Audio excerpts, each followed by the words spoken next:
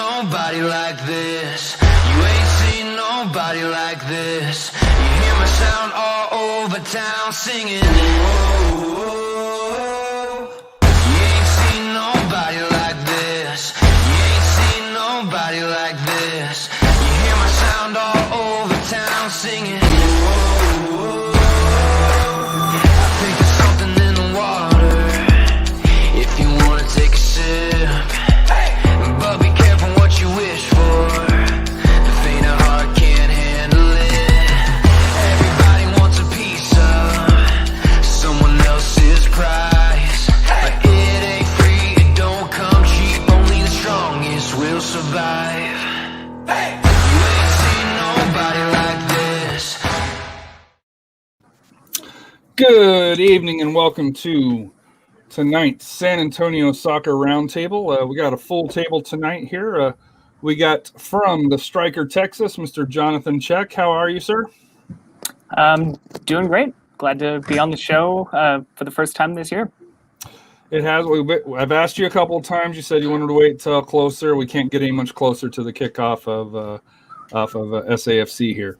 Also, right next to him is Royce. How are you? What's up, y'all? I'm here. Let's get it.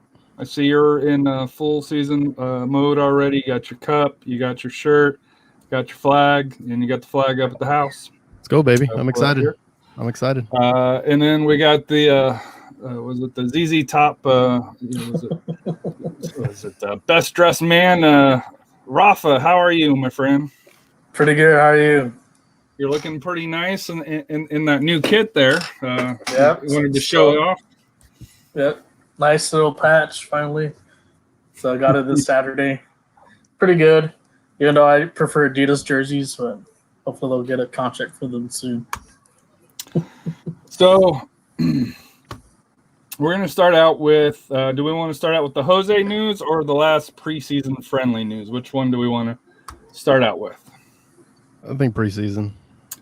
So this last preseason, the last game here, San Antonio faced off against RGV. It ended up being a 2-2 draw. Once again, San Antonio FC got up by that great 2-0 score, only to see RGV come back at the end and equalize here. So outside of the normal shenanigans from RGV and the social media team down there, with the Stampede and stuff here about San Antonio giving up another 2-goal lead to RGV. We'll start with you, Rafa. Any weight to the match that you really give? It's just preseason. I'm not too worried. I'm sure those 2 goals are probably given by or either academy players or a bench player. So it's nothing. I think what counts the most is what we did with the first team. Yeah, they got the 2 goals, and one of them actually they posted a video where that free kick shot was a nice, beautiful shot. So, like I said, things are looking up. I know we had a really tough preseason schedule, but having a tough preseason schedule is going to get you ready, for the rest of the season, especially the home opener. So, I expect good things on Saturday from what we've seen these last few weeks playing all these games. And then we're going to bring in Royce's little lineup here when we go to him. Up top, Dylan Patino, Hopino, Nathan, PC, Lima, Lindley, Gleedle on the right, not the left, which is normal Kamiri, DePlane, and Fear the Beard, Mr. Cardoni in the goal. So, Royce, your thoughts on the lineup that was presented, for the final match against RGV, and is this who you think is going to be the starting lineup, or just more, get some time in, before the season gets started? This is not at all what I think the starting lineup is going to be. And the 2 goals that SAFC scored in the first half came from a really bad mistake in the back from RGV. It looked like the goalkeeper and their right center back just straight up ran into each other, and Patino took advantage and put it in the net, which is kind of similar to the goal against Austin FC, where they had kind of a bad back pass and Patino took advantage, which you need that, and that is definitely a result from pressing, and we're a pressing team, so that's a good result. And the second one was just a howitzer shot by Lindley. So you love to see that. And this is definitely experimental. Gleedle's normally on the left side as a left back. He can also play right back. He's versatile that way. But it kind of seems like they want Gleedle to get up more. That's the wrong lineup. They want Gleedle to get up more. And I think PC is going to get up more as well. PC will also go to the midfield and help out there to let Lima or Lindley go forward. And Hopal's more offensive there, as is Nathan. So I would have loved to seen what that game looked like. I'm sure As RGV was under everybody else would have. yeah, exactly. I'm sure RGV was under a lot of pressure, and that's what that looks like. That lineup looks like a very high pressure lineup, and it looks exciting. Even as a quote unquote kind of a lot of those guys are your reserve players. That's still a pretty solid USL championship lineup, even if it is the reserves. So that's very exciting. Jonathan, your thoughts on the lineup and the game? I'm not sure, with you being part of the Striker Texas, if you were able to attend or not. I know it was closed door to the fans, but I'm not sure if you were able to go. Your thoughts on the preseason overall and the RGV matchup here. First of all, no, I was unfortunately not able to see the match. I know in the past, like Kyle Mankey, way back in 2016, I think he got to see some of the closed door friendlies in preseason. But Mankey, as far as I can think of, I don't think they've ever extended that offer in any of the subsequent years. Anyway, not to beat a dead horse, but yeah, it was definitely an experimental lineup. I think the biggest evidence of that is the center back pairing. Kamiri and Deplagne, I believe it was, or Deplagne, however. I'm anxiously awaiting that pronunciation guide, Preston. The media guide, please send. In his interview, it's Deplagne, but obviously Deplagne. I'm sorry, Deplagne. I'm not. Okay. I don't have a French accent, but to shorten it up, it's just Deplagne is what I heard. Yeah. Anyway, so hopefully SAFC was able to kind of figure out maybe a plan B, try some guys, like we talked about, Gleedle was playing on the right instead of where we would expect him to be on the left. I think it is interesting to note both of the goals, according to SAFC's recap, both goals they conceded late in the match were off set pieces. Yes. So, maybe just that center back pairing and the defense as a whole just not being as comfortable with each other, not being as dominant in the air. And if I know Rafa earlier talked about how it's just preseason, you can't really trust the results. And if you want a great example of that, I actually hopefully will have an article going up at the Striker Texas soon, once it gets edited and everything, where I talk about how preseason results don't matter. But last year, SAFC ended their preseason with a 3-1 loss to RGV. And that's pretty much the opposite of how both teams' regular seasons went. So take it with the entire shaker of salt. Yeah, if memory serves me right, the last preseason game between RGV, I think they've done pretty much every year since the first year. SAFC will typically get a lead, and then RGV comes back and either ties it or, like last year, then they ended up pulling it all the way out.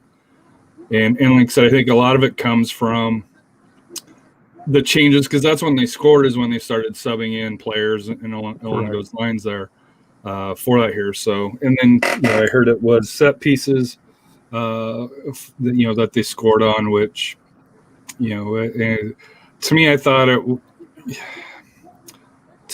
was the perfect way for Coach Marcina to end it. So he got to see his first team.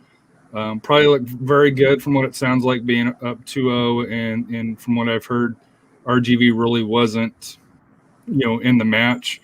But yet, giving up the late goals, letting RGV come back in, it gives them that bone to chew on, saying, hey, and I know he's, said it in the presser that we let up at the end. It's a 90-minute game, not a 60-minute game.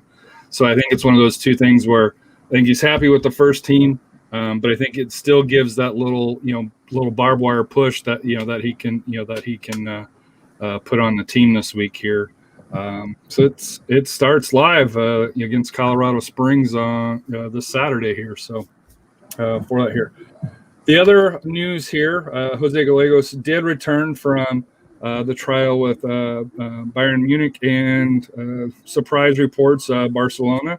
Also took a look at him here. So we'll start with you, Jonathan, since Royce and Rafa have already kind of talked about the opportunity here. But your thoughts on the opportunity, excuse me, your thoughts on the opportunity of being able to go over to Europe for Jose? Yeah, it's obviously a tremendous opportunity. Especially when if it were even kind of a smaller Bundesliga club or La Liga club, you'd say he's still going over to Europe. I mean, heck, we sent Ethan to a second division Belgian club. Like any Absolutely. experience over there it just kind of gives you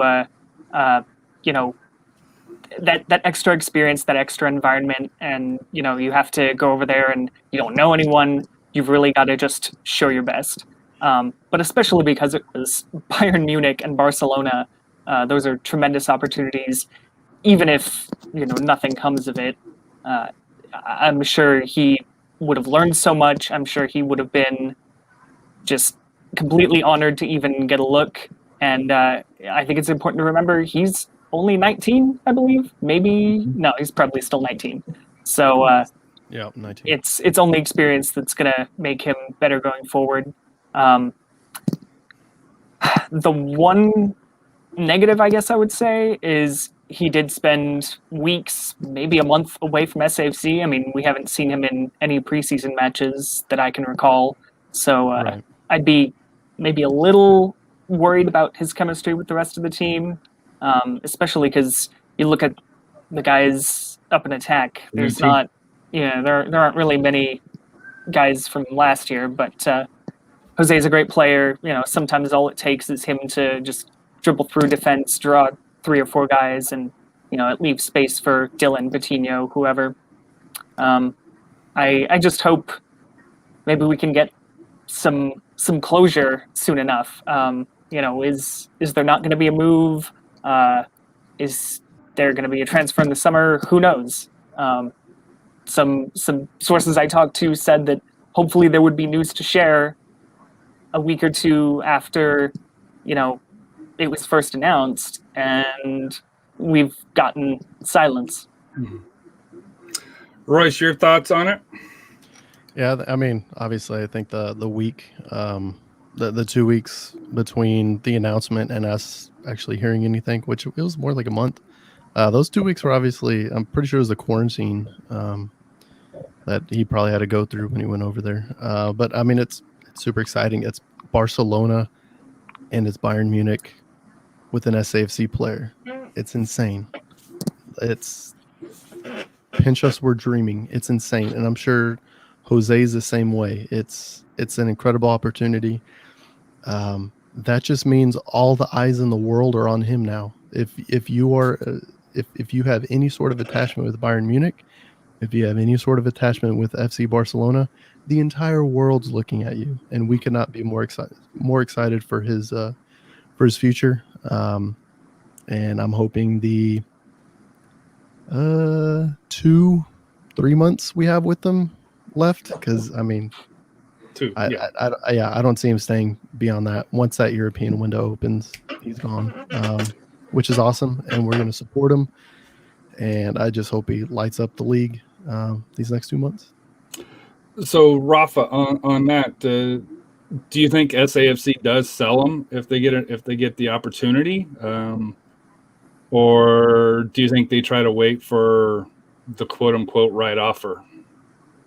Probably the right offer. I think they don't want to make the same mistake they did with Pirano, not able to sell him, and he went out scot-free to Portugal.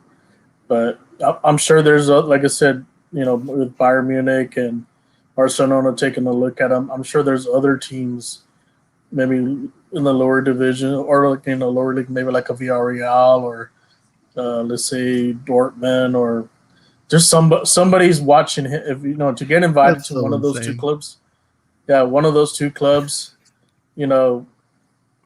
it's you're gonna get noticed for what you're doing out there on the field, and I think like I said, SAFC is going to get the right offer, and that's where they're going to send him off to over there to Europe, and that way he could complete his. I'm sure he has dreams of playing out over there. And hopefully he has a good. Being at 19, you're going to learn a lot. But I think also, I know the concern was about him being away, but he was playing. Practicing under very high class, practices, and I've been to a Bayern Munich practice, and it's way different from my SAFC practice. I can tell you that. Way way more. I'd say more organized, but just the, just getting out of the players, the things that they did, and I know the last time when me and Scott went to go see them, and it was, like I said, it was a way different experience. So I'm sure he got a lot from it, and who's to say it's not going to pay off, these first few games, and then eventually I think, like I said, they'll ship him off over there to Europe. How pivotal is the start of the season for him? Does he have to get off to a good start to be able to kind of cement that offer, or you think that's already done? We'll start with you, Royce. I mean, it's like a player playing in that last year before they hit free agency. The better you do, the better offer. The better you do just before you get signed, the better the offer is going to be. And just just how silly it sounds that a lower team is going to look at Jose Agos like Borussia Dortmund or Villarreal. That's insane to think about, but it's true. But really, it's his performance is what's going to really drive up. So SAFC is going to put him in every position to succeed these next couple months to really try to drive that transfer price up. Any final thoughts that you have on it, Jonathan? Yeah, you obviously want Jose to, assuming he's playing, because like I said, we haven't seen him at all in preseason, but assuming he's playing, you want him to be doing well, to be justifying this transfer, which I think we have no doubts that he's able to do that. And I think it's kind of funny that we talk about the quote-unquote right offer from them. I feel like pretty much any offer from Bayern Munich or Barcelona would be a good offer. Insane. Well, I'm not talking about from them, because I personally think it's going to be it's going to be a lower level club than those two that sign him. I think it's going to be obviously. Well, here's something to think about, Harry. What system play for his style suits him? Which league suits him about better? Is it Bundesliga? Is it La Liga? Is he better like in an EPL, or is he better like in the Calcio in Italy? You want to go send him to somewhere that he's going to be able to fit his style. I think for him, a good starting spot would be somewhere in the Netherlands with like someone with Ajax or PSV. They have a history of really developing good players, and I think he fits. I think that model of player, the way he plays, he fits in that system. I agree. There's two places that I think would be really good for him, and number one is going to be the Netherlands. It's known as a scoring league. Defense kind of comes second, which would be really good for him. That Josie went to the Netherlands first and scored 20 goals, and that's why he ended up kind of having the career he had. The other one would be Portugal. Portugal is kind of the same thing. A lot of techers there, and a lot of eyes go on techers there, and then they go on to better teams. I don't see the Championship or League One in England as being good. Way too physical. Not a lot of tech. It's speed and it's physicality. I don't think that'd be great. Kind of the same thing in Germany, although you do see some dribblers now. And Italy's kind of a mix between the two, except tactical awareness is number one in Italy, where everybody has a very complicated technical scheme in Italy. So that would kind of be difficult as well. But I really do think Portugal or the Netherlands would be really good landing spots for Gallegos. Yeah, Chalio Castorena said it's a business, and SAFC will want a high offer, especially if contract expiring soon. I see him going to Portuguese or Netherlands.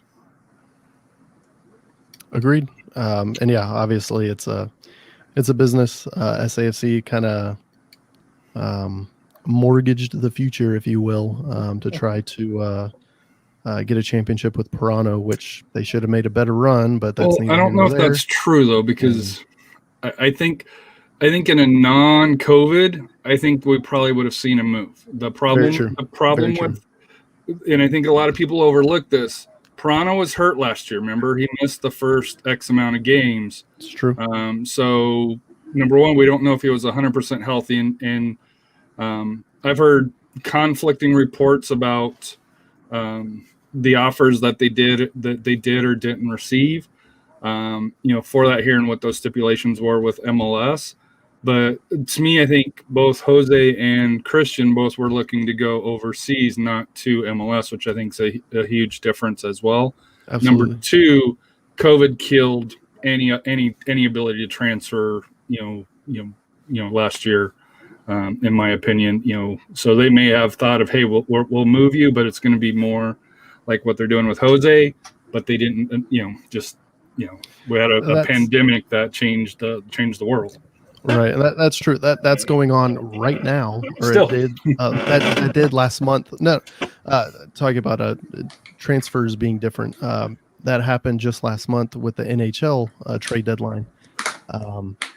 Pretty much, if a Canadian team were to sign or to trade for an American player, they would have to wait up to, I think it was like 3 weeks. They would have to quarantine. They would have to come over. They have to quarantine and they have to test negatively.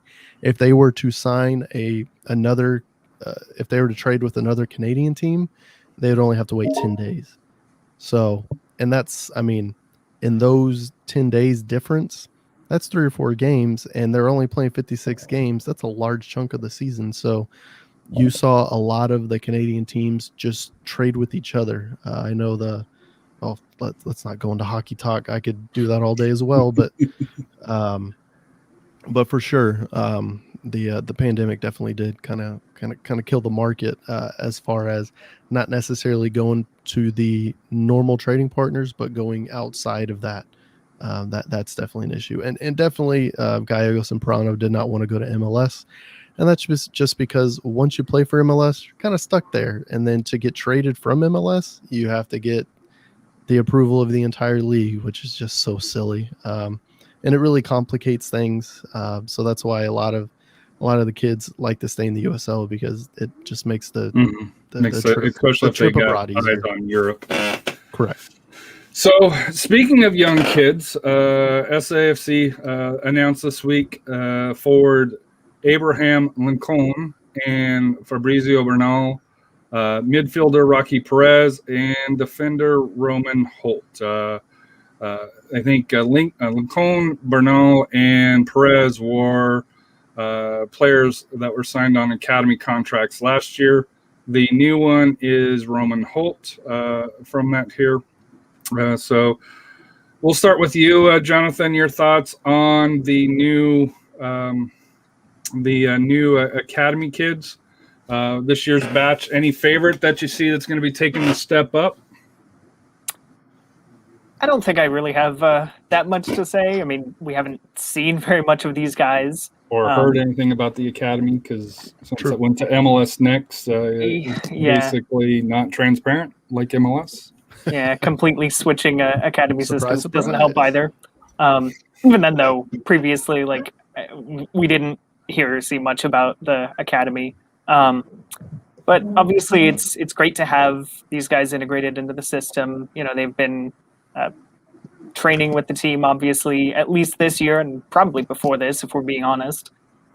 They've gotten minutes in preseason, and even if they've made some mistakes, hopefully they've learned from them and move forward to become better players. It's important to keep in mind, these are legitimately kids. They can't even vote yet.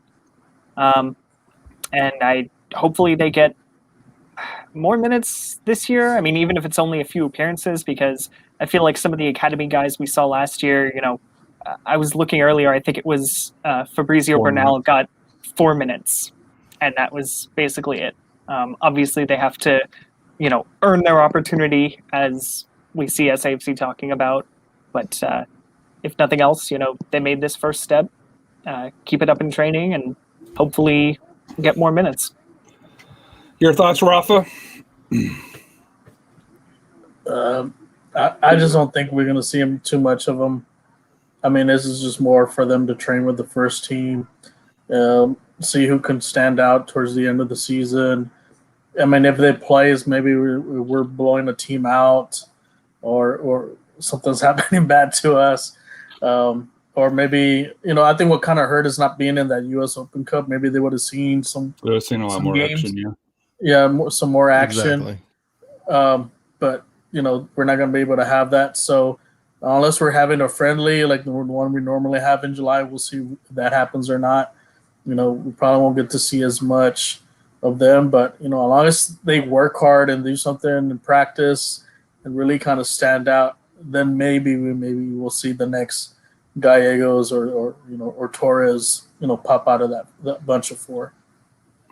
I think out of the four that's listed here, I think Lancone or Bernard would be probably the most likely to get some playing time because looking at the roster, we're still, in my opinion, a little bit thin up top here as far as for opportunities. So, maybe if SAFC's ahead, by multiple goals, late in the game, they'll be able to come on and get some action, or hopefully it's never the case. But if they're behind by a lot, with the condensed schedule, I could see them getting some time in up top to kind of save some legs, down the road.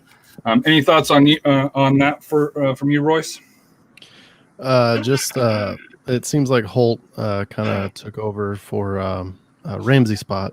I know Ramsey had that kind of academy contract spot last season. Yeah, I've heard a few things about Bernal outside of the SAFC circle. So we'll see. Obviously, they're definitely depth signings. The SAFC roster is at 25, which I'm pretty sure is what they said they wanted. So it's depth, and it's honestly good depth. It's interesting to see them not go out and look for a third keeper, but I guess. Well, I have a thought on that. Still open because there is another academy slot open because they can have 5. Okay. Do you think that they're saving that 5th spot that may be announced a little bit later for the league goaltender? Because I know, from my understanding, he is part of the academy program last year, I believe. For that here, could you see them giving him an opportunity as maybe a third goalkeeper as a young player there, Rafa? I think they could, but I just don't see him playing any games. Obviously not play games. Yeah, it's a third string. It's emergency. Yeah, unless E-bug. some catastrophic thing happens that Cardoni goes down and Mercado goes down. I mean, they'll bring somebody in. Yeah, I mean, you could have you could have a David Ayers situation again if y'all are familiar with that, where the Toronto Maple Leafs had their 2 goalies go down and they had to get the Zamboni driver to play goalie for them, and then he won the dang games. There you go. But I mean, it's like I said, he's going to be trained by Coach Madrid. So I mean, he's one of the best goalkeeping coaches that we in the league, and look at those talent he's worked with, and so like I said, it's good to get those reps, the practice time, learning, from Cardoni, and also learning from Ricardo. And I think maybe eventually, once maybe 2-3 years, he could be our keeper, or he could be the backup keeper. There's a possibility for that. So the changes in the roster, looking at the starting 18 from last year's first game against Real Monarchs, out of the starting 18, only PC, Jose, Cardoni, Carlos Mercado, Maloney, and what's funny, Axel Schulberg. That was his only game that he had. He was technically part of that first game. Everybody else from that is basically gone, from there. So some of the big changes to me, Tainer, Smith, Solinag, Pirano, and Harival for that here. I know Royce has kind of tossed out this as the possible starting 11 for this year. If you want to kind of go over that here real quick, Royce, to see through there, and then we'll kind of go into a little bit more of the changes in the entire lineup here. Yeah, I think this is what it is going to be. It's possible that they're playing in a 4-4-2 diamond instead of this just straight up 4-4-2, but I think this is what it's more or less going to look like. Epps and Gallegos are going to be outside attackers. They're very dynamic players. They could dribble in, they could stay wide and cross. Obviously, Dylan and Patino have been solidifying their partnership up top pretty much the entire preseason. Lima and Lindley seem like a very good defensive midfield duo. And if Lindley goes up, Lima can go over. PC can come up from the left back and be an additional defensive midfielder there if they need cover. And then if PC stays home, Glito can go up and overlap with Epps. And then Doyle and Schulberg, I think those are going to be the starting center backs, just because they've been playing most of the preseason. They've had the most time together, and obviously the beard in the net. Your thoughts on it? We'll go with you, Rafa. Here, what's your kind of thoughts on what you expect to have the starting 11 to be? I think what Royce is kind of spot on what he has. I could see us maybe even going to a 4-2-3-1, just depending on who we play. And we're even flexible playing a 3-back. You know, I think what Marcina is going to do, I think he learned a lot from last year, is now he has more, I guess, added depth on the team, that whatever style we're playing against, we can make changes and we can adapt. If we want to go out, attack someone, maybe we'll go to a 3-5, like a 3-4-3 or 3-5-2, or maybe we want to be a little defensive, slow down, playing a fast team, we'll go to the 4-4-2. So he's got many options out there, but like I said, Royce, I think he's spot on. I think that's going to be the lineup. A little concern is, like I said, with PC playing on the outside, is he physically enough to handle making runs from the back and then dropping back?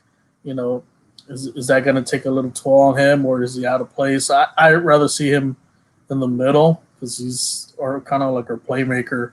But like I said, I think if he can play that fullback position, that's fine. But that's a little could be a concern towards during the season. Jonathan, any thoughts on what Royce thinks that the starting 11 will be? And I'm sure you're going to have an article probably closer to the end of the week, I'm assuming, on what you expect it to be. So without giving out all your secrets here, your kind of first reactions to what what Royce put out. Yeah, I'll probably have a predicted 11 in the a preview later in the week. But I think this is roughly what we want to see. I don't think anyone would question Cardone in goal, that center back pairing. We debated where PC should go, and I kind of dropped this in our discussion before we went live. How PC, I almost wonder if maybe his best position might be in midfield. I mean, we saw how great he was last year. He and Gallegos were tied for the most chances created on the team and all that. But I wonder if his best position for what SAFC needs might be left back. So we'll see. And I think, we saw it turned into a goal on Saturday. So that's always a positive. He's getting up there, getting crosses in. He's capable of that.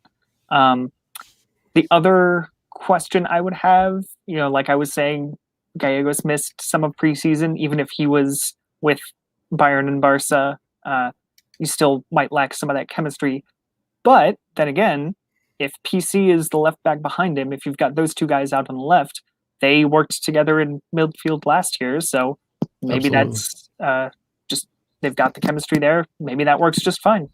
I don't know. Yeah, I was going to say, talk about PC in the middle.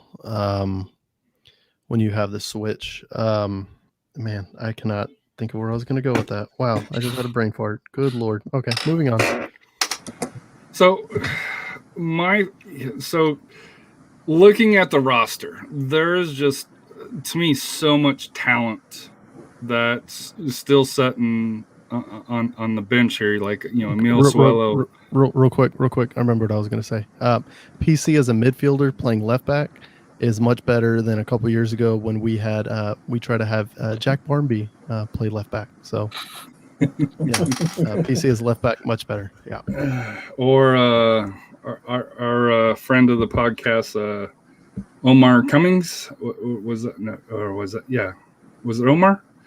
That came from Cincinnati, the big signing. Jamaican striker. Yeah. Gordon? Omar No, Gordon. no, not Gordon.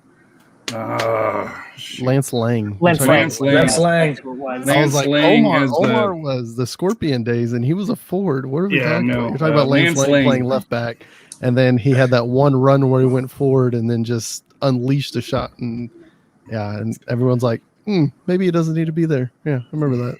Yes, but that was that's a whole different time. But so the one that the couple of players that kind of stick out to me that's not in there, and I'll ask you, Roy, since this is your lineup here. Emil Suelo, where do you see him kind of fitting in to this here? Because to me, he comes over from Los Angeles Galaxy. Just to me in that midfield, you've got some talent. But him not starting, I think, kind of surprised me. And then in the back, Connor Maloney and DePlane not in there as well. Obviously, I think Sam, Axel, and I think Liam to me is Liam and Jasser. I think you could kind of flip those. But to me, not to have Connor, in the starting lineup, and you had PC. I think that that kind of took. At least for me, took back a little bit now. I don't know Connor's health. He did play a little bit this last week here, so he may be building fitness for that here. Okay, a lot to answer there, but let me try to go over it as quickly as I can. Maloney's still coming back from injury, so I'm not sure he's going to be on the right.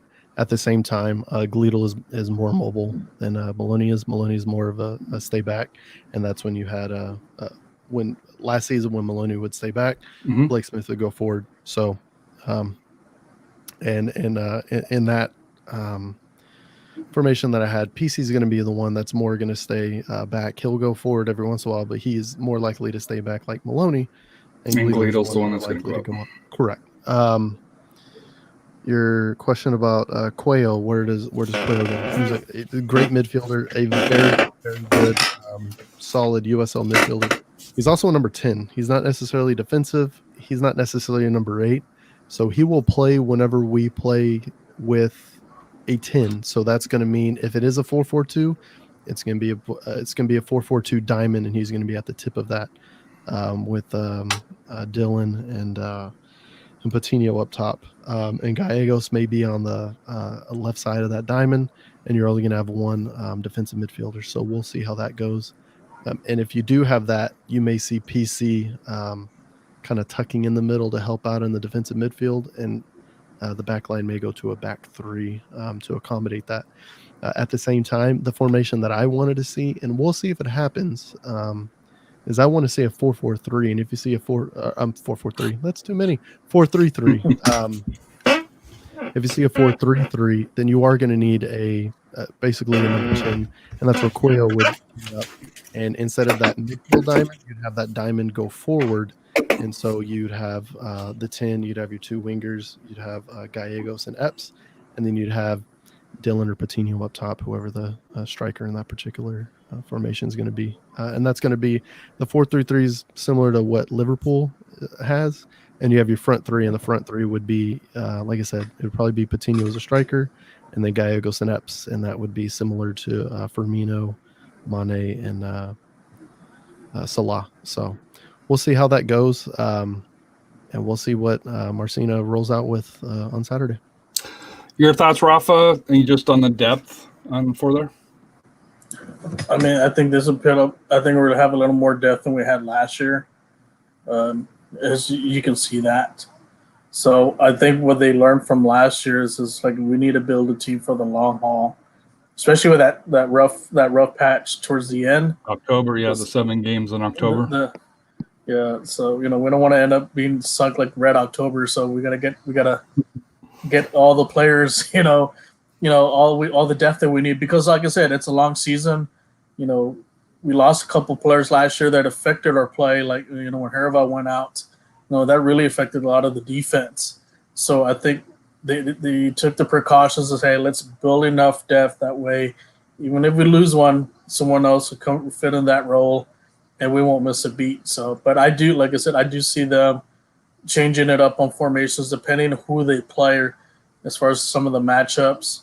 And like I said, I could see them play a 4-3-3 with a triangle in the center, and as far as with the midfielders, a 4-4-2 diamond. I still like to see them play like a three back because we do have three of the put the big trees in the back three. You can move up PC into that the center mid area for the defense because the defense is a holy mid. So lots of combinations that Marcina can do, and keep the other teams in suspense. But we don't want to do something what Powell did, just keep on changing the lineups, keep doing we got to keep some consistency going. So Yikes. but I think we'll be ready to go, like I said, for this season. So just kind of big picture here, and we'll start with you, Royce. Who or what are the keys to the season for SAFC? Keys of the season: stay healthy is going to be number one. Number two, we'll see. Last season, we had a very, very proven striker in Solignac. Mm-hmm. This season, not so much. So goals are going to be interesting. I think we're going to play a more defensive game plan, and goals are kind of going to be a little more at a premium. But I think we are going to be defense first. And that's why, obviously, with the, really in the preseason, the first half of the games has really been what I've been looking forward to. In the second half was more experimental, is kind of what I took it as. And the first half of the games have been good, except for the Austin one. But the second halves haven't, but it's been more experimental, and I think it was Marcina seeing what he had, and also probably throwing out a couple different wrinkles on his formation. So I think the keys are going to be, number one, stay healthy. Number two, find your goals. Number three, stay defensively stout. Number four, press like there's no tomorrow. Your thoughts, Rafa, on what the keys to the season going to be? I think it was like last year. Our forwards going to step up and score goals? Because that was a big concern during the preseason. We weren't seeing the goals, and like, are we going to have to make a change? Midway, like we did with Frank and some other people, to generate goals. To me, like I said, it's going to be key. Dylan and Patino, they need to set the tone. They need to score early. I'm not saying they have to score hat tricks on that, but just be a consistent, get a couple goals here and there, and I think that'll build up confidence. And like I said, hopefully out of them, we'll get at least more than 10 goals apiece from both. And I think that's going to be the key. And then, like I said, I expect Gallegos to do what he normally does. He'll get his. I think we have a little better defense now. We got someone 6'7". We got a 6-foot forward. No one's we're not gonna get beat on. We have two guys that are 6'5" and one that's 6'7" in the back line. It's nuts. Yeah, so we're not gonna get beat on corner kicks. So, like I said, and I think also we need to be a little bit more aggressive. Up top, I like to see our forwards press more, create more opportunities and chances. I think once we establish that, I think we have a good opportunity. The key is to win the division.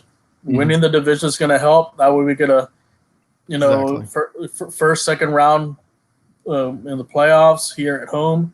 Even though we were robbed on the last playoff game, but I think for us we'll be ready to, like I said, this season. I think it's just high expectations and ready to go. And can Marcina deliver? Okay, you got us to the playoffs. Now can you get us deep into the playoffs? Can you get us at least to the conference championship game? And Jonathan, I don't know if this will be in your article or not, so not to steal any of your thunder here. So I'm trying to be careful here.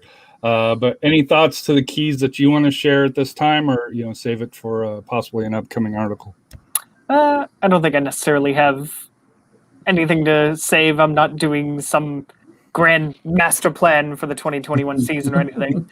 A couple things we've already tossed around, like we said, you want to stay fit, especially toward the end of that season with those 7 games in October. That is going to be a brutal stretch, and if SAFC has picked up some long-term injuries by then and they're a little thin, that's really not going to help their cause, of course. And we've seen plenty of past seasons where things don't go well at the end of the season and they fall apart. They either narrowly miss the playoffs or lose momentum, even if they do make the playoffs, which happened in 17 and 20, I'd say. So stay fit and definitely keep the momentum going late in the season, because I know I don't think Marcinez really said it, but Powell said it a few of those years. They wanted momentum heading into the playoffs. It was their goal to make the playoffs, and then that's where you've got to string individual results together.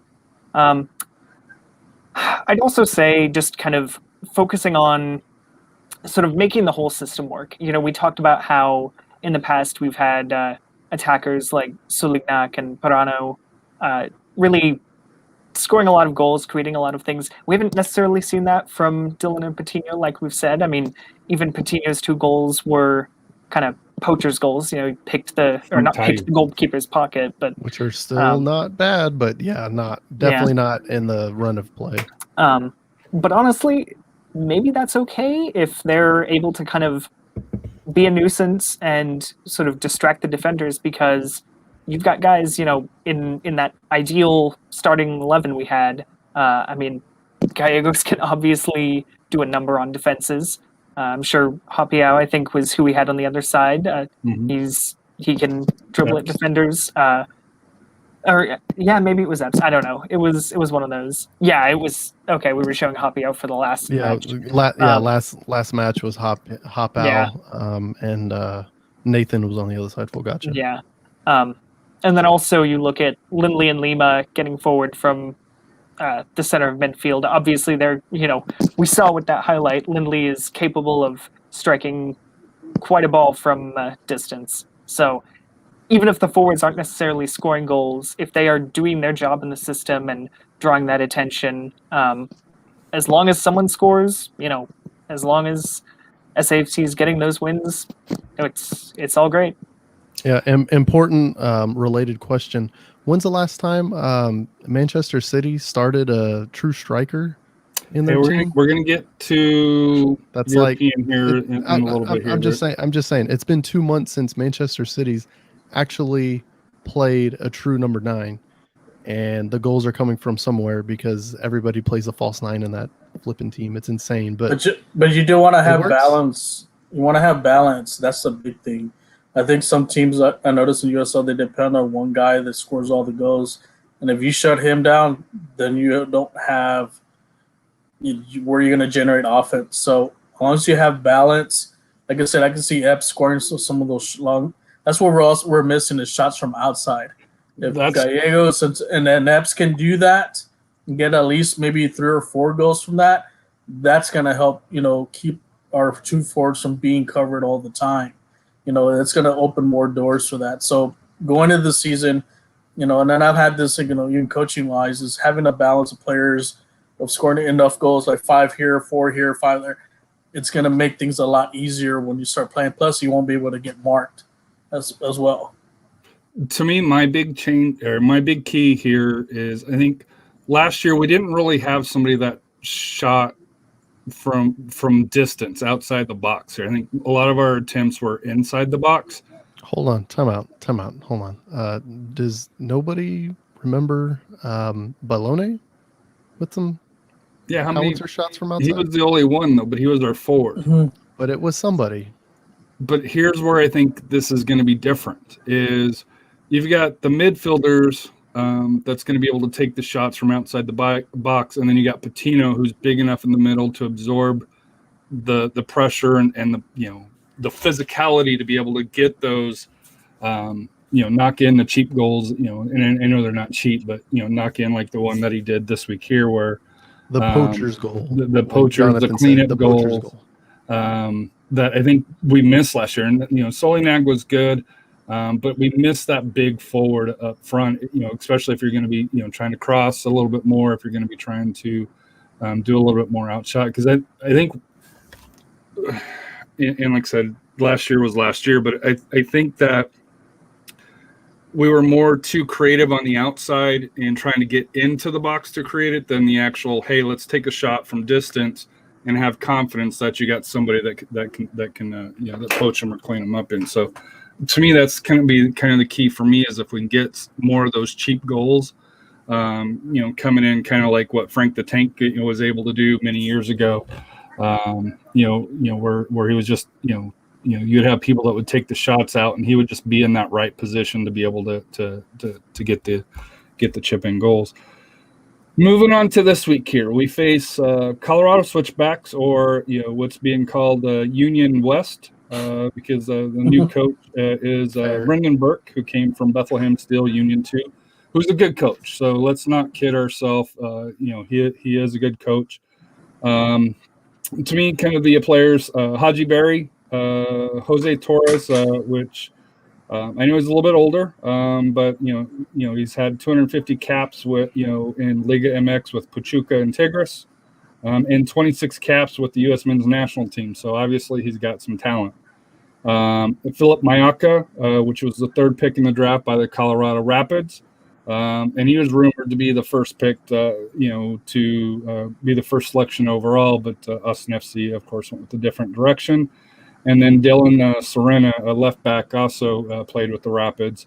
Very talented player here. So, the Switchbacks, outside of the new uniform, which they're going to be rocking here in San Antonio this week, which is very sweet and very, I like it here, very clean. They're also going to have a new stadium, still named Whiter Field. I know it's a little bit odd, but they've got a new, I think it's 8,000 to 10,000 seat stadium downtown Colorado Springs. So I think the roster's a little bit better this year. I think they're going to contend for the fourth spot. I don't think they got enough talent to overtake New Mexico, El Paso, or San Antonio. But it's going to be a team that I think will challenge San Antonio FC. Number one, not a lot's known about them, because there's a lot of turnover. From there, and I know Marcinez kind of looked at Coach Burke's film from when he was with Union 2 and Bethlehem Steel to kind of get an understanding. But we'll start with you, Rafa. Any thoughts on the Switchbacks coming to town and what you kind of expect this first game? I mean, it's going to be a good game. I mean, we're just being the home upper for us. I know our team's going to be hyped up. Want to get that home win like we did last year when we knocked off the defending champs, the defending champs, yeah. So if we can set the tone for the season, get a big win, send Colorado packing back to their new stadium with a loss, that'll be great. That'll be great, and just look forward to seeing actually live soccer in person. Besides the high school, besides the high school games, were exciting too. But some live pro soccer, especially here, missing. Maybe going to Toyota Field twice last year, so this is going to be fun. So I look forward. Yeah, I went to the first game and unfortunately the last game. Your thoughts, Royce, on this week's upcoming Switchbacks match? I talk too much. Jonathan, you go. Fair enough. I mean, it's the first match. If things don't go well, okay, you're off on the wrong foot, but there are plenty of games to go. I think there are some interesting storylines with the Switchbacks. For one, if people don't remember, it was the final opponent from 2019 when SAFC just needed to win. They had a playoff spot in their hands, and of course, in typical SAFC fashion. So there's that. There's also the fact that they were, it may not mean as much to some people, but I know a little over a year ago, on a Thursday night. My family was getting ready to go to Colorado Springs, and then the season was called off. So just kind of an interesting little factoid there that, I that was was actually supposed in to be New the next Mexico one. at that time. You had heading up. you had already started the trip. We had already started. We had stopped in New Mexico because they had a hill that had snow that the kids could go tubing down. So we stopped there for the day, or for the night, and then we were going to make the trek up.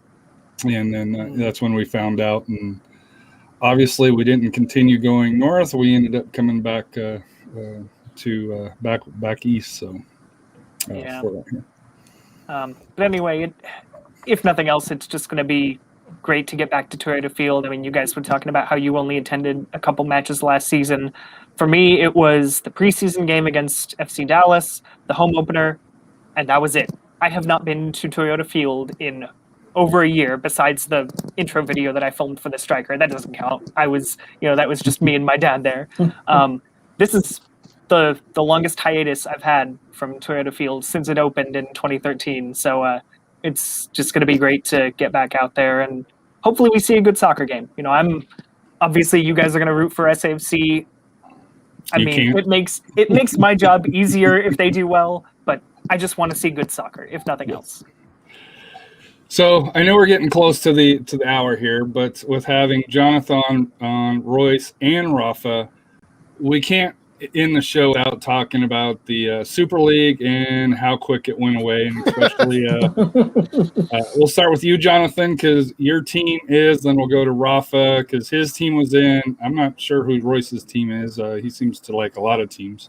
SAFC was definitely in. San Antonio was definitely in the Super League. It would not be called Super. SAFC was not in, so they were definitely in. And Well, it is and a Liga for, so I could see that. So.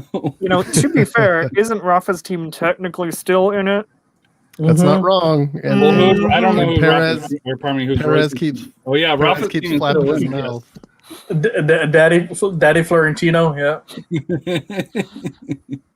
So your thoughts on the coming and going of the Super League, Jonathan? It's honestly kind of amusing how briefly that star shined. I mean, just completely tone deaf from all those clubs, thinking that obviously they had dollar signs in their eyes. That's what this was about, and they wanted to just solidify all of that. Exactly, Royce. And it would also just be really sad. It would also just be really sad because, for example, Arsenal would just get their butt handed to them every week. I mean, come on, let's be real. But they're one of the biggest clubs commercially, so they'd get in there. And no matter how poorly they do, they're stuck in there. You can't get them out. So I just,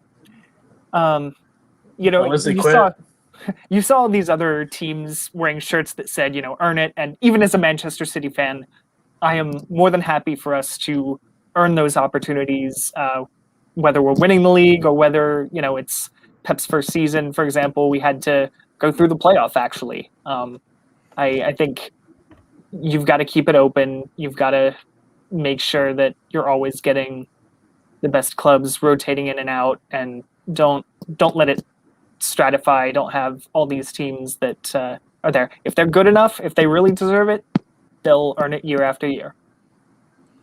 Your thoughts, Rafa, since you're still in the Super League here, your thoughts of continuing the Super League tradition here? Well, we still own the other league too, so because they got 13 championships. But and hopefully Chelsea is ready for us because we're going to give them a good ass kicking on Tuesday. I think Florentino, as far as you got to look at Florentino's side. He sees it's about money, but it's also the growth of these teams. I know I can say can they get even bigger, but they're actually, if you look at Barca and Real Madrid, they're billion-dollar teams, but they're also they're a brand too. And so, like I said, Man City's become a brand. Manchester United's a brand. So, and I think they weren't getting enough money from the UEFA Champions League. Kind of UEFA's kind of full of it too because they got caught red-handed. Giving Qatar, some of the FIFA people too, giving Qatar the World Cup. So they're not angels themselves. So if they're gonna talk smack about this, it's a money grab. Well, you did the same thing. In theory, it'd be cool to have a league like that. I know Champions League is supposed to be set, but seeing a game like that every week would be cool. And I know the format of the new Champions League. Now you're gonna play 10 games. You probably play maybe 3 tough teams, and the rest are a bunch of cream puffs. No one's gonna be interested in watching. Like, why want to watch Shakhtar versus Man City or some Greek team that barely made it to the Champions League? Playing against like Man U. It's not. It's not. Why you're a Real Madrid fan, man. Yeah. I hate to tell you this, man. This is, that's not the answer I was expecting. Do you know what? We'll have to talk about the Champions League. But do you know what league we're talking about here? Go ahead. But the thing is, for me, like I said, in theory, it would be fun. But I understand you do have to earn to get into a lot of these spots, and I see what the takeaways are, because you will hurt the other teams, because especially like some of the other leagues, like PSV is I think like PSV and Ajax and Porto and who's the other, Benfica, are very important, because most of those players end up playing for the big teams. So I think kind of axing them out was not really a good idea. Maybe you should have included them into the league. Maybe do a 20-team league, which I know they were going to do, but include them. I think that would have been a little bit better. But we'll see what happens if this ever comes to fruition, or maybe it's time to kind of spicing it up. I think maybe having only just 2 teams qualify for champions. Get your 2 top league teams, and that's it. All right. Well, I'm glad Rafa went before Royce. Go, Royce. Yeah, Rafa's defending like Sergio Ramos, just kind of all over the place with no real plan there. It's a terrible idea. We already have something that is described in what it is, and it's called the Champions League. And the reason why it's so important is because you have to qualify for it. The reason Tottenham and Arsenal want it in is because they're not going to qualify for it, and Arsenal hasn't qualified for 4+ years. That's why they did it, is so they didn't have to qualify. They wouldn't have to care about the domestic league, and that just ruins the domestic leagues. It takes a lot of money out of those leagues, and it's crap.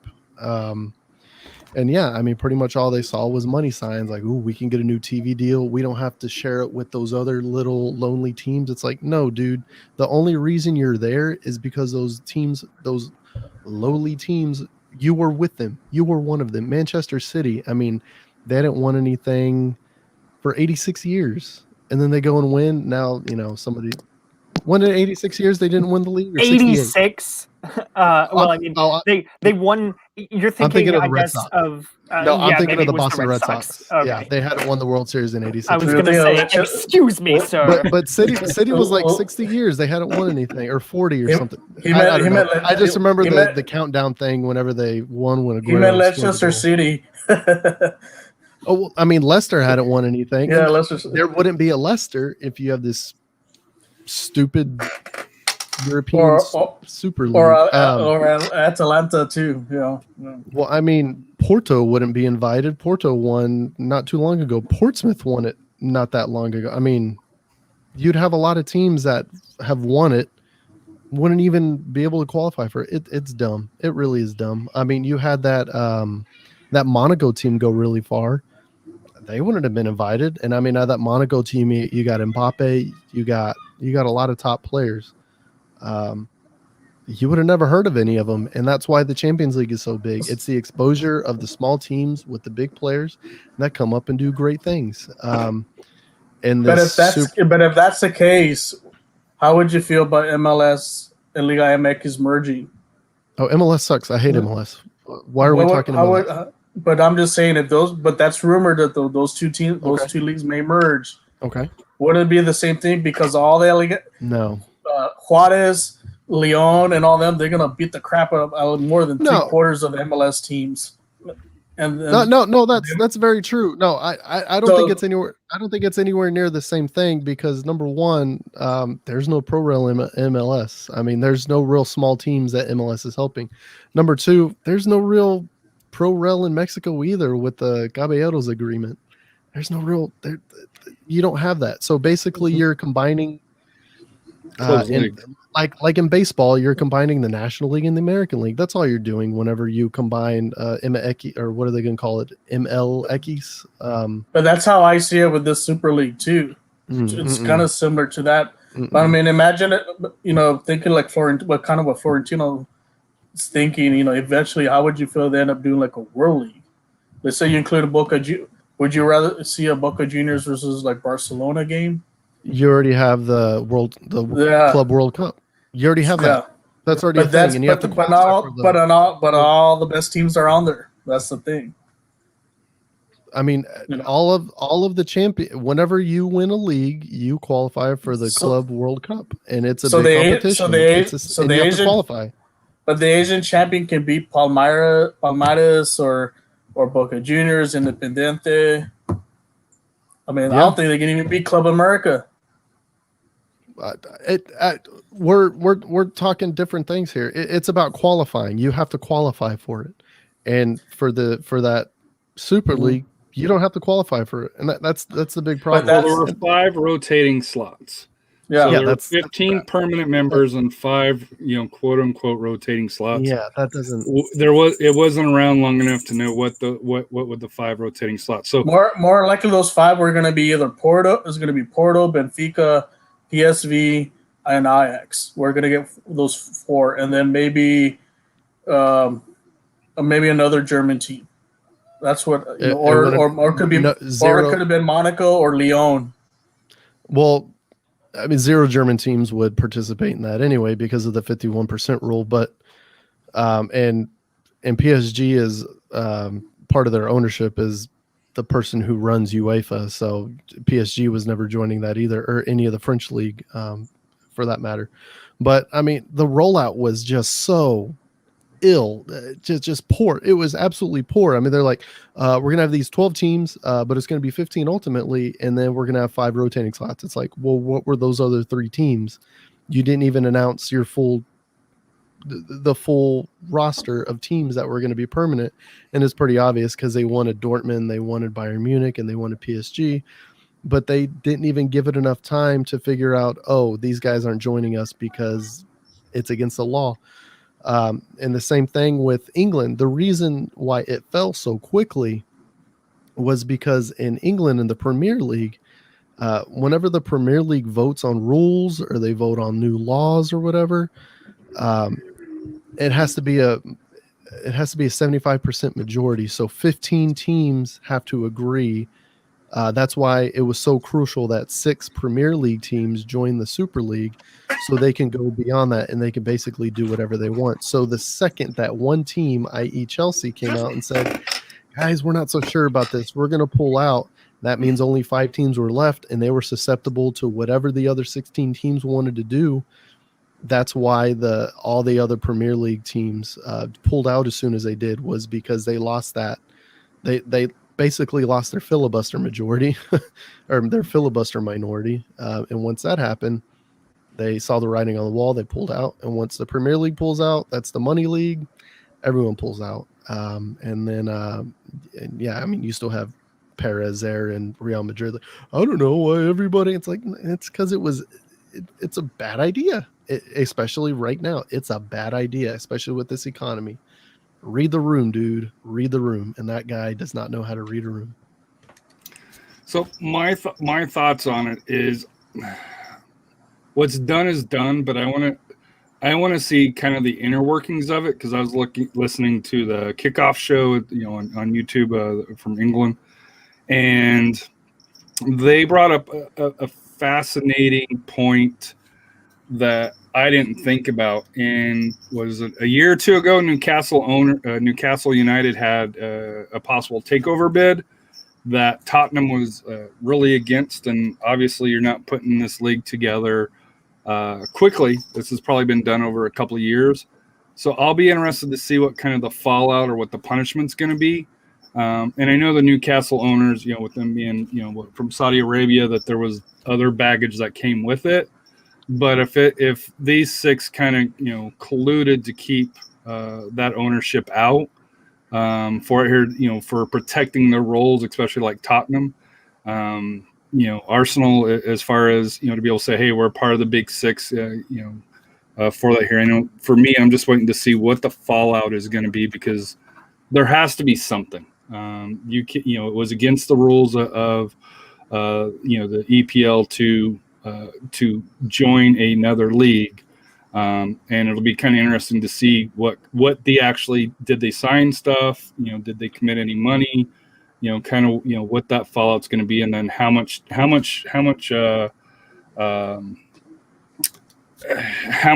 what is the penalty and what should be the penalty? Because to me, even if you took like 20 points away from Man City, they're still in first place.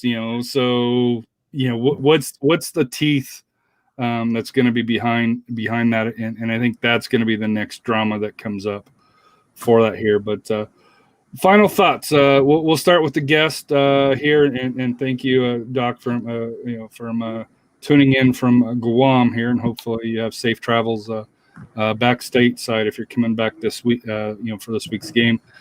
Just keep in mind, tailgate is open. I think Mission City, Crocketeers, and 210 Alliance is all planning events. Social distancing, masks, and stuff will be required for that here. There are still tickets available on Ticketmaster. SAFC has been posting. And I think this week is fireworks week as far as for the promotion. So final thoughts from you there, Jonathan? I don't think there's really much else that nothing really serious that I will take that back. I will say, like I said, it's going to be our first, or my first time at least, back at Toyota Field. It's going to be great to get back out there. But like we said, even at the tailgates, abide by social distancing, continue to, we are in the home stretch, guys. If we can be smart, if we can get vaccinated in a couple months, it'll be almost like it had been, a year and a half ago. So don't give up now. We are almost done with this. And then I guess I'm sort of obligated to, give a plug for my own stuff. For those who haven't heard about it, there's a new digital media company, The Striker Texas, that's been covering everything from MLS. We've got some fantastic writers. I was, when I first heard about this, I was really surprised to see some of those names. I was like, I could work alongside those guys? Okay. But we're covering everything from MLS down to, high school and youth leagues. And obviously I'm mostly covering SAFC, but there's plenty of other stuff on there. You get your first 30 days free, and then it's like $5 a month after that, or a $50 a year subscription. And you're getting more than just my SAFC coverage, which is, hopefully you enjoy it. If not, feel free to tell me. But like I said, we've got plenty of other great writers. I know recently John Arnold did an article about not a guy with FC Dallas, but someone from North Texas who went on trial with North Texas SC after his family moved from Africa, and he scored a goal this week. Exactly, it's a feel-good story there. Yeah, and then you look at some of a few weeks ago we did profiles of some of the broadcasters for the different teams, guys like Glenn Davis and Mark Followill, who even if you may not know the names, you'd recognize the voices, and it's just really interesting to hear a lot of these stories. So don't think SAFC stuff is all that you would get out of that subscription. I think that's pretty much everything I've got. Yeah, and I'll confirm, because I have a membership to the Striker Texas, and like I said here, Chris Bills, Arnold, Victor, is that Areza, covering the Dynamo. Mark Bay does a great job with the Bold. Joe Rodriguez is covering El Paso. You got Jonathan covering San Antonio.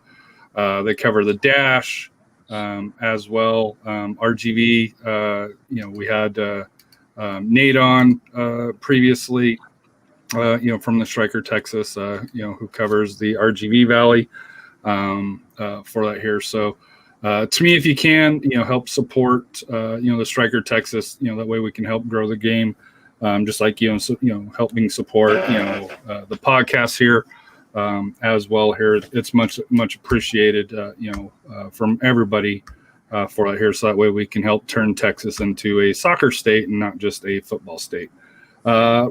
Royce, your final thoughts here before we finish up with the evil guy Rafa today, thinking that the Super League is still is a good thing and good for soccer, which kind of baffles me. But I guess that's a Real Madrid fan for you. I don't know where to go with that. Yeah, for sure. Subscribe to the Striker. It's great work. It's awesome to see. It's an awesome platform, and we could not be happier for Jonathan for getting the call up for that real solid organization. Well for sure. Man, I'm excited. It's another SAFC season. After kind of the crap that was last year, we're going to get a closer to normal, hopefully by July normal, if we just get our shots, if we stay socially distant for 2 more months, if we wear a mask for 2 more months. We're almost there, guys. We're almost there, everybody. We are almost there. Home stretch. We're almost there. Go get your shots. And getting your shots, not just for you, it's for everybody around you. It really is. It's not about still wear a mask. It's not about me. It's not about me. It's about we. And your shot really is more for everybody, because the more people that get it, the closer we get to that herd immunity that we've been trying to get to. We're pretty close to getting there. It's a home stretch. Let's go get it. And demand has really dropped off for vaccines in San Antonio. So you can call and get it tomorrow. Just go get it, man. We're so close. We're so dang close. But another SAFC season is very exciting. There's a lot of depth in the team, a lot of excitement in the team. It's a more well-rounded team. Good Lord, it's late. And it's very exciting. So we'll see how it goes. And everything Rafa says is wrong. Okay. All right, Rafa. I almost don't want to give you a final thought after your take here, but what's your final thought, man? Actually, Lethal said the same thing about the Wakeland and King Park game. And I was right about that game. So you're not right about Lethal, that. I'm sorry, man. Lethal, and I know if Lethal's watching, hey, I'm still getting props from the Wakeland fans. So thank you very much, because I know my soccer. So, but no, on all seriousness, like final thoughts, like Rose mentioned, make sure you guys get your vaccine, because we do want to have the 100% capacity there at Toyota Field, because our energy there gives the team energy to win games. 100%. We want to get 100%. Yeah. So we want to be out there, pack the crowd, pack the stadiums, give them all support. That way, every game we play, we give them that, and they pull out a victory for us. And, and like I said, I look forward for Saturday's game. Hopefully we get a win, and it'll be weird sitting far away from some, from my section I normally do. But like I said, I'll just look forward to it. You can still sit next to me, man. Okay, then good, yeah. So whoever's at 116, you can sit in my seat, I guess. You're in the front. So, but like I said, I look forward to it. And like I said, I hope hanging out, talking more soccer there with Royce and Harry there at the stadium, and thank Jonathan again for coming on today with all his insight. So yeah, make sure you guys follow him on Twitter. A lot of great soccer information there too. So my final thought, and number one, this is kind of breaking news from the Striker, Texas. El Paso Locomotive to start the season at 70% capacity. So I'm wondering if SAFC may revisit their 40%, I think is where they're at right now. And I know it depends on your area here, but El Paso's coming out at 70% based, on a article by Joe Rodriguez this afternoon. So my final thought. I saw a report on social media, today here. People are getting the first vaccine, but not getting the second vaccine. I know there could be some side effects. I go in for mine next Tuesday. My wife gets hers on Sunday. Sunday. Please, if you get the first shot, get the second shot. Protect yourself. Don't stop halfway through. For that here. Still wear a mask, still wash your hands. You should be washing your hands all the time anyways. That was probably the best thing that my kids have learned here is they wash their hands out a whole lot more now than what they used to, which is a good thing here. So, but to me, it's a start of a season. We're still going to see kind of how the season starts here to see if we're going to do, the pre-match for that here and possibilities for that later on for that here, because I thought that did well last year. However, I plan on being at the pre-games for that here, so that makes that a little bit more difficult than last year. So, we'll still try to see what we can do to expand the coverage. But, whether it's our podcast, which hopefully it is, I know there's a couple others, Pro FC, give them a shot as well, for that here. But let everybody support each other, and let's support SAFC, because I think they're going to have a really good season this year for that here. And to us, how we get San Antonio FC packed again is by word of mouth. And you kind of saw that on social media here, where SAFC saying, hey, tell a friend to come. So if you got some friends, bring them. If you've got some extra tickets, if you're not planning on using them, it's time to get the band back together, get the barbecue pits rolling, get the beverages, get the chairs out, for the parking lot here, and have a great, fun but safe season here. And we're going to end the show as we always do. What's life without goals? I hope everybody has a great week, and see you next Monday.